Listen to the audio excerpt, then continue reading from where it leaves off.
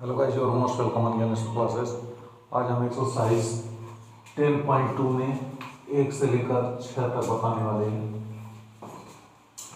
तो देखिए, दिया हुआ है बिंदु से एक वृत्त पर स्पर्श रेखा की लंबाई 24 सेंटीमीटर तथा केंद्र से दूरी 25 सेंटीमीटर तो वृत्त की त्रिज्या है।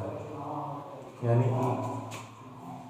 कि एक बिंदु यहाँ से O से है, तो वृत्त पर स्पर्श रेखा की लंबाई यह स्पर्श रेखा अगर बन रही है, यहाँ पे देखिए स्पर्श रेखा बन रही है, तो इस तरह से इसकी लंबाई हमने 24 सेंटीमीटर मान लिया और केंद्र से दूरी 25 सेंटीमीटर है। ये वो केंद्र है जहाँ से 25 सेंटीमीटर दूरी है। तो हम देखते हैं कि यहाँ पे एक 90 डिग्री का कोण बनता है, तो OPQ ये 90 डिग्री हो जाएगा और त्रिभुज ये OPQ एक त्रिभुज बन रहा है। और इस तरह से पाइथागोरस प्रमेय से हम जो इसको हल करेंगे तो कर्ण पर बना हुआ वर्ग हम जानते हैं समकोण त्रिभुज के कर्ण पर बना हुआ वर्ग शेष दो भुजाओं के वर्गों के योग के बराबर होता है।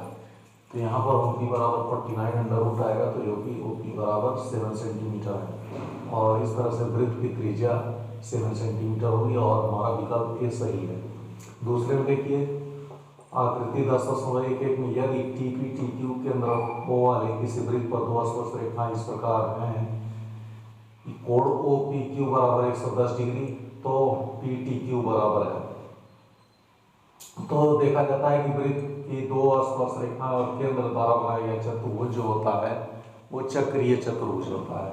और जब चक्रीय चतुर्भुज रहेगा तो चतुर्भुज के सम्मुख कोणों का योग यानी कि 90 डिग्री लेकर के वो 180 अंश हो जाएगा। और इस तरह से मान लीजिए कोण POQ है और PTQ है, ये बराबर हो रहा है 180 अंश के। कोण OPQ दिया हुआ हमारा 110 डिग्री है और 180 अंश, यानी कि हमको कोण PTQ निकालना है, तो उसे हमने जब निकाला है तो यहाँ पे 70 डिग्री आया है और यही हमको बताना और इस हिसाब से हमारा विकल्प B सही है। तीसरे सवाल में आ जाइए, देखिए यदि एक बिंदु P से O केंद्र वाले किसी वृत्त पर PA PB स्पर्श रेखाएं हों और परस्पर 80 डिग्री के कोण पर झुकी हैं तो कोण POA बराबर है।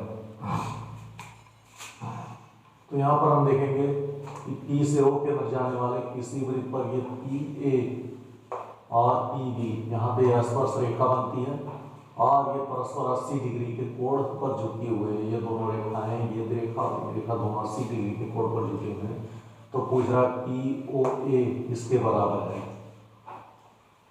तो यहाँ पर हम देखेंगे कोण APB ये 80 डिग्री हो रहा है और कोण AOB और AP इन दोनों का जोड़ लेकर के 180 डिग्री हो रहा है जो कि दिया हुआ है।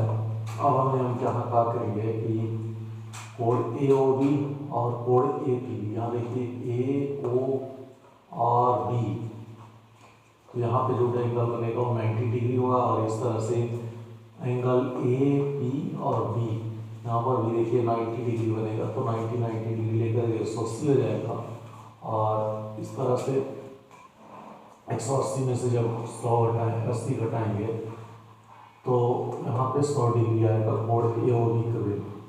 AOP तथा BOP में देखेंगे AOP और BOP में, तो देखिए OA बराबर OB, यहाँ पे देखिए OA इक्वल टू OB दोनों बराबर है, दोनों की त्रिज्या के मूल बिंदु से ये बराबर है। और दूसरा देखिए यहाँ पे OP बराबर है दोनों में और OP यहाँ पे कॉमन है, इसके लिए भी इसके लिए भी दोनों के लिए कॉमन है। तो देखेंगे कोण OAP और OBP, कोण OAP और OBP दोनों के लिए ये 90 डिग्री होगा।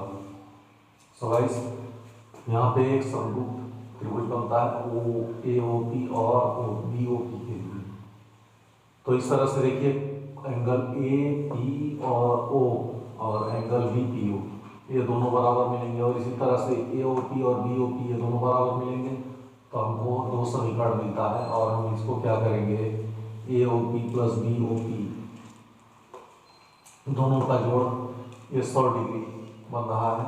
यहाँ पे देखिए AOG और फिर दोनों का जोड़ जो है 2 एंगल AOP हो जाएगा और इस तरह से एंगल AOP बराबर हो जाएगा 50 डिग्री के और इस तरह से हमारा AOP जो एंगल बनेगा वो विकल्प ए सही है।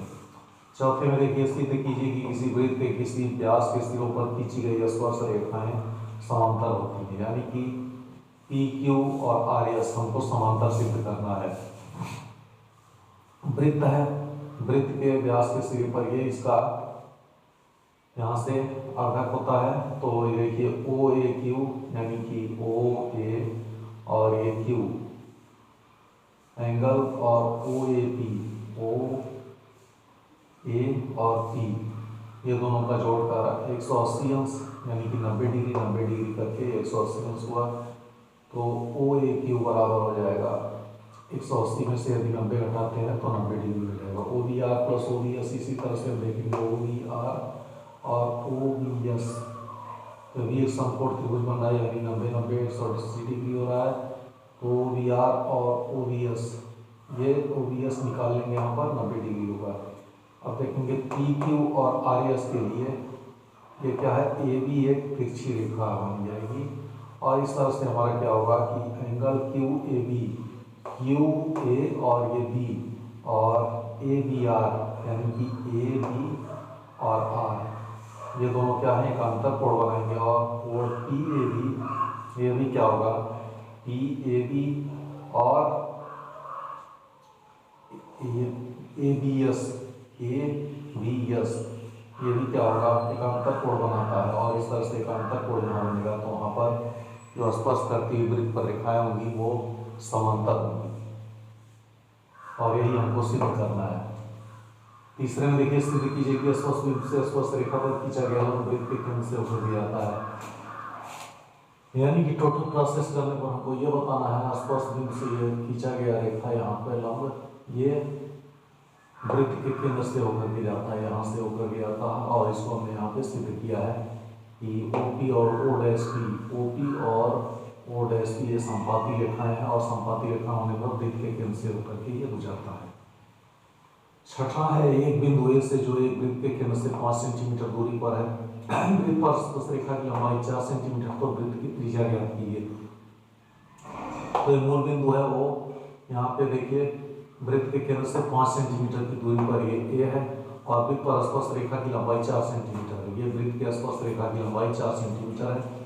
तो हम क्या करेंगे कि ओ ए ये हमको मालूम नहीं है और ये हमको ये ओ ए तो हमको मालूम है और हमको क्या नहीं मालूम है कि ओ बी हमको नहीं मालूम है, ये ओ बी हमको नहीं मालूम है और इसी को हमें निकालना है।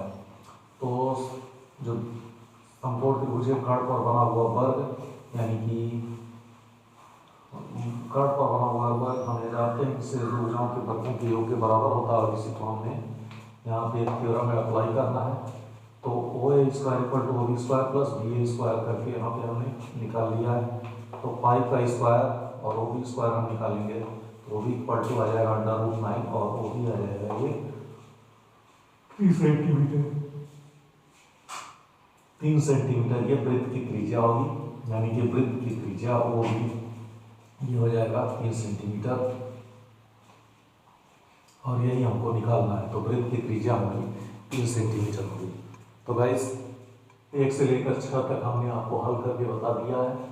अब इसके बाद से 7 से लेकर 13 तक कल मैं फिर बताऊंगा और जिससे कि यह अभ्यास कल आपका शायद हो सकता है संभव तक खत्म हो जाए।